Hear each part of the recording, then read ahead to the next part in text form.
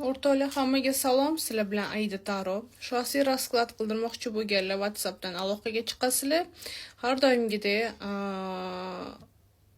kommentariyaga qabul qildim.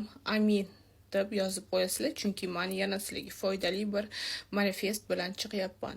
Manifest, to'g'risini aytsam, bu so'zni o'zbekchasini bilmayman.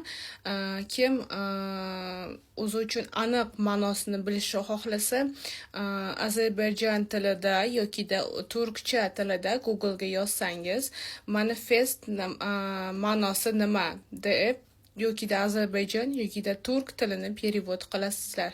O'shanda sizga aniq bir ma'nosi chiqadi. Men o'zbekchasida manifest so'zini bilmayman. Xo'p, ketdik o'rtoqlar. Bu hozirga aytadigan narsam 100% emas, 1000% amalga oshadigan narsa.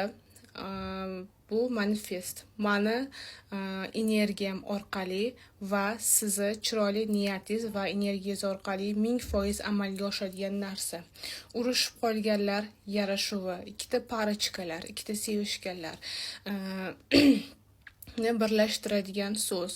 Bu ishni основной urushib qolganlar, arazlashib qolganlar yoki eringiz, yigitingiz o'zidan o'zi sizdan sovib qolsa yoki siz bilan aloqani, ya'ni gaplashishni to'xtatib qo'yib, sizni yoki blok qilib qo'ygan bo'lsa, xullas yarashish, qisqa qilib aytganda yarashish manifesti tamom.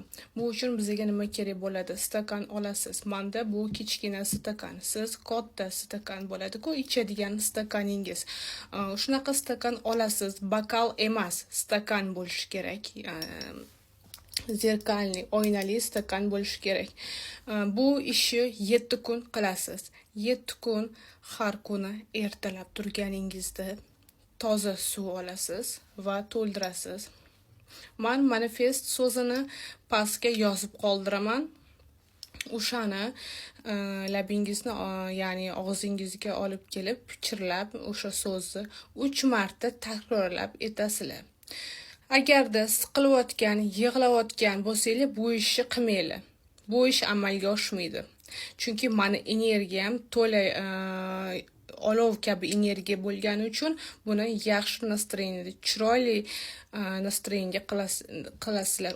3 marta takrorlaysizlar va suv ichasizlar. Bu ishni 7 kun qilasizlar. 3-kun уже amalga oshadi. Kommentariyaga qabul qildim, amin deb yozib qo'yinglar. Yarashganlardan keyin baxt